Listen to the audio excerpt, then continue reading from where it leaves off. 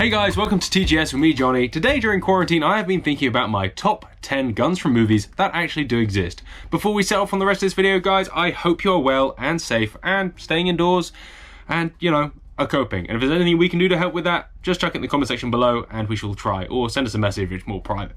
Alright, without further ado, my first gun is Don War Daddy Collier's STG-44 from the film Fury. So many of you who will have watched that movie will have picked up that Brad Pitt uses a German assault rifle, or probably the first ever assault rifle, and he is an American soldier. But before it does, a lot more people gotta die.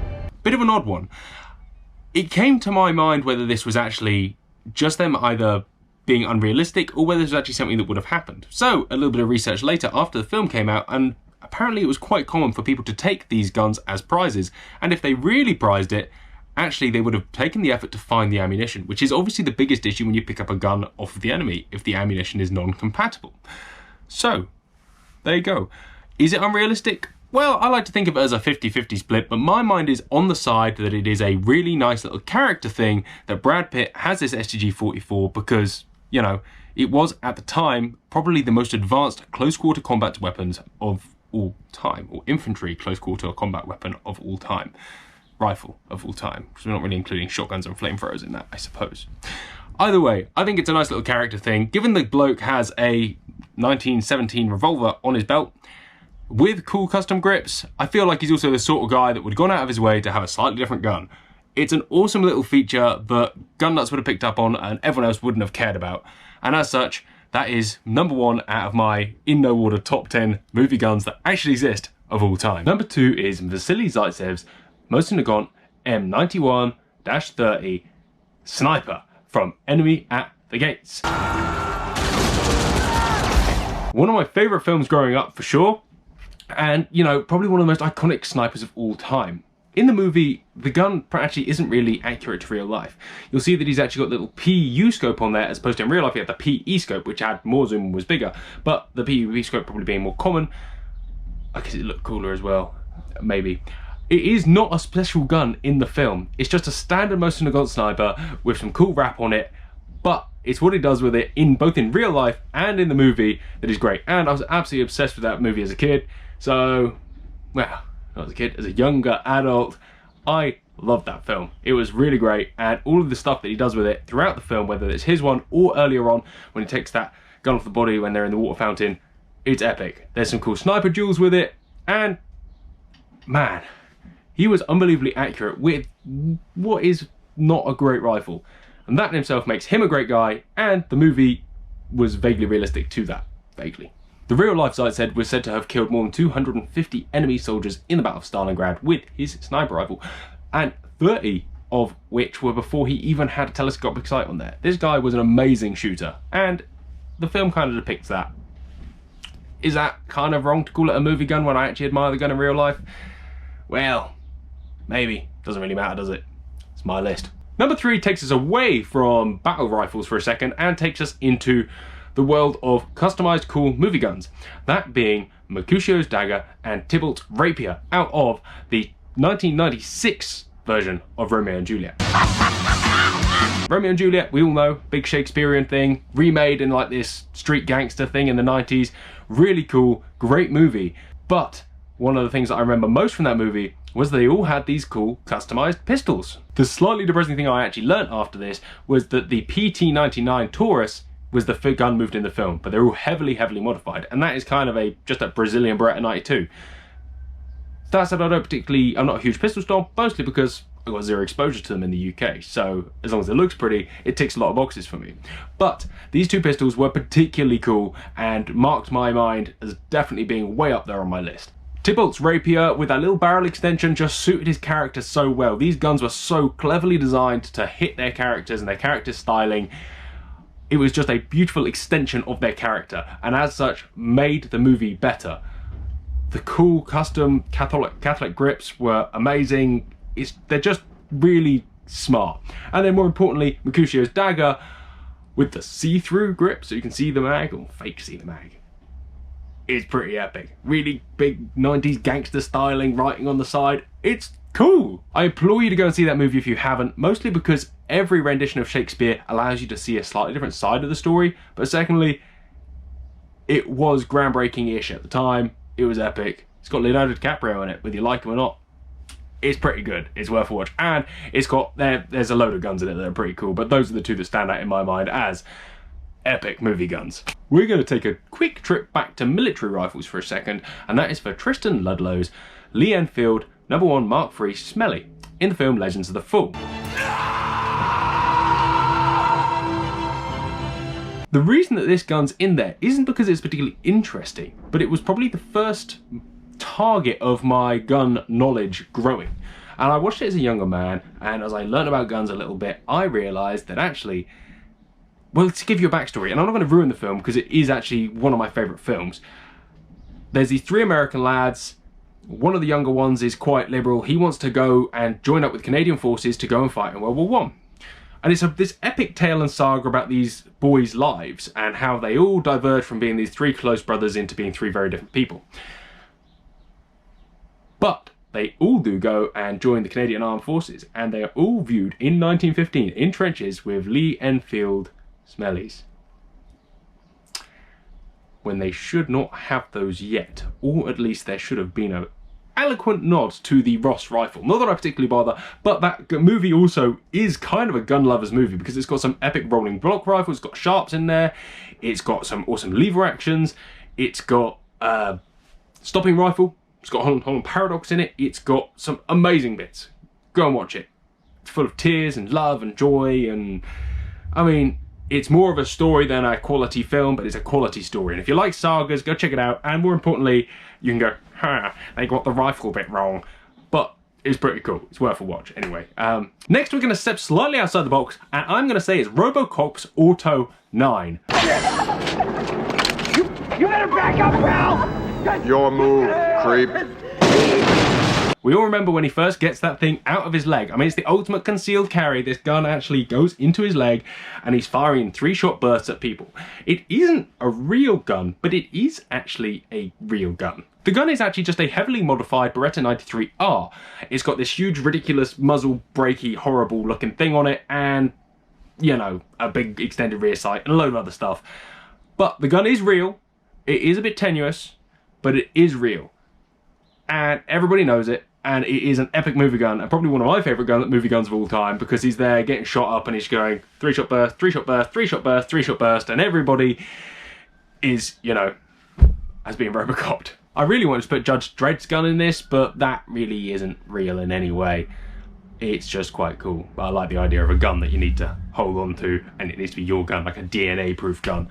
And that's Judge Dredd's gun, but it's not in this list, so we're going to forget about it. But it's loosely linked to RoboCop's gun because I got away with putting RoboCop's gun in, so I gave it a mention.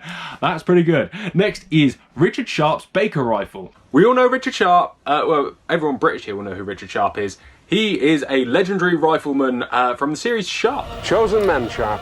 They may look like a band of gypsies, but they're the finest marksmen in King George's army. Amazing book series of books, but also, more importantly, I suppose, to most of us, an amazing series of films with Sean Bean, and he goes and saves the day and saves the damsels with him and his chosen men, all armed with Baker rifles. You may ask why a man who has an obsession with not guns hasn't put a not gun in here, and I got to play with a not gun for my first time ever up at Holt's last year, and it was amazing, and probably in my top 500 moments of my life. But we don't watch that series for the not gun, apart from, well, occasionally, I suppose we do, but it is Richard Sharp and his Baker rifle that commits all of these amazing acts of heroism, which is cool. And more importantly, actually, he doesn't ever really save the day with his gun. He usually saves the day with a sword. Interesting that, never thought about that. But nevertheless, an amazingly iconic gun here, which kind of is the whole point of the thing, isn't it? Is this very special elite soldier, a rifleman, Rifleman Sharp, Sharp's rifles. Anyway, onwards. Okay, from actual history, or slightly lucid history, to something that is kind of real, and I'm going to squeeze it in somehow. And that is Cherry Darling's leg-mounted machine gun in Planet Terror. Okay, so the concept of having a machine gun mounted on your leg is completely and utterly farcical, and how she fires it, nobody knows. So how does a beautiful lady come to have a Bushmaster carbine with an unslung grenade launcher? as her leg. Well, it's not going to ruin the story because I think the picture of her with it on her leg is actually on the front of the DVD. Not that anyone buys the DVDs anymore, so don't really know why I said that.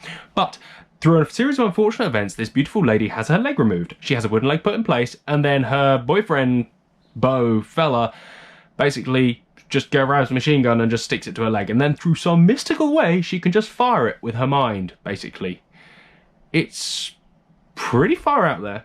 The concept is rubbish, but the gun is real, and it is one of those guns that everyone goes, just clicks over in your head and goes, well, what a load of trash. I think we can all think of guns like that in movies where we think, oh my gosh, that's just not real, is it? But it's awesome. So that definitely deserves that tick. I mean, it's a grindhouse movie, so it's allowed to be completely unrealistic. And it's amazing and epic, and probably one of the most memorable machine gun legs you'll ever see.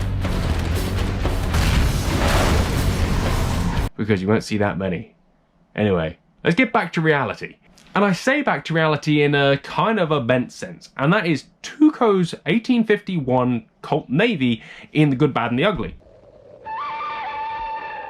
We all know the scene where he goes into the shop having just washed his face and had a drink out of a trough and starts just going, revolvers! And the guy gets out his best revolvers in the end and he sniffs them all, he takes them all apart, and then he composes the best frame, the best cylinder and the best barrel before listening to it, giving it the click and going, you know, offering it to the guy to listen to it, and the end. And then it goes and, you know, I'm not going to ruin the movie from there on in. But we all know that scene. For those who haven't watched it, go and check it out. It's an amazingly famous scene. I, for a long time, just thought it was a cool movie thing. Before learning more about all these old revolvers and actually realising they were kind of built in a modular fashion. They were built to take apart relatively easily because the black powder cartridges they fired were minging. You know, black powder creates this huge amount of dirt and needs to be cleaned a lot. So a gun that you can take apart and clean very easily is very important. More importantly, certain components wear out faster than others. A frame will outlast the barrel. Black powder is hugely corrosive, so barrels would have rotted very, very quickly given the quality of the steel components at the time really had no rust preventative nature whatsoever. So, it is actually extremely plausible that that is the case, and even more so that when you go and look at these old pistols now, it's quite possible they have been Tuco'd. That to me is fascinating. It's an amazing scene, we all know it. It's like when a sniper builds up his rifle out of the case, but 100 years beforehand. It puts a smile on my face every time I watch that movie anyway. It's one of my favourite bits that I look forward to. Next up's a little stretch that it is actually more to do with the rifle than it is the film. But it is in the film and it is in a memorable moment, and it's one of the coolest military rifles of all time. It is the Donnell NTW-20, which is used by one of the MNU officers in the film District 9. The film's kind of Marmite, some people love it, some people hate it, but if you have seen it, you will remember the bit where Vickers van der Merwe is running around in the big armour alien suit, and the MNU officer, two of them, they set up on the top of this building with this huge 20mm bolt-action rifle. Boom. That is the gun I'm talking about. This is an actual real-life rifle that's been in service since 1998. It is extremely powerful anti-material rifle, which is exactly what it's designed for.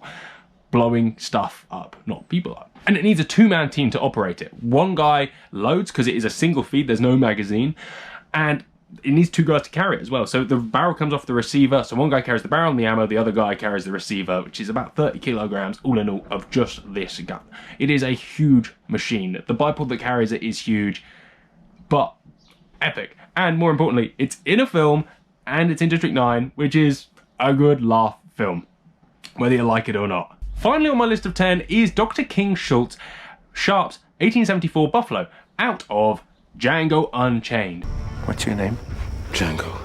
Then you're exactly the one I'm looking for. It is like their very early sniper rifle. I really used to like Quigley Down Under, and it's kind of more or less a very similar gun to that. But I can't put Quigley Down Under's gun in there because literally everyone else puts that gun as one of their guns because he is committing these huge feats of accuracy and marksmanship with this ancient gun with open sights.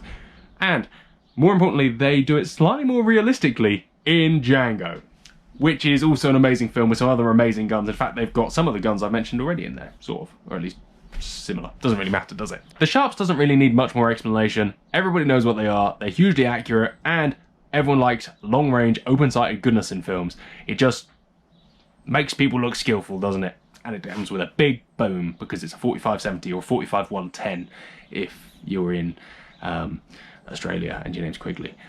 Anyway, guys, that was my top 10 movie guns. I'd love to know yours, what you might put in there, and remember, these are movie guns that actually exist in real life, because my top 10 movie guns that don't exist in real life, well, they're probably very different. I might do that another time. And there you have it, my top 10 guns from movies that actually do exist in real life. Obviously, my list of guns that don't exist in real life are slightly different. And in fact, I could have made this list about 50 guns long, but you have to cut it somewhere, right? I'd love to know your list of top 10 guns that actually exist, and, well, if you want to see our top 10 guns that don't exist. The things that we think about when we're stuck in quarantine. Guys, I hope you are coping and dealing okay, and you and your loved ones are safe as well. If you've enjoyed this video, don't forget to drop it a like, maybe subscribe, maybe even support the channel and become a member, and be excellent to one another. It's a time when we need more love in the world. Take care, guys.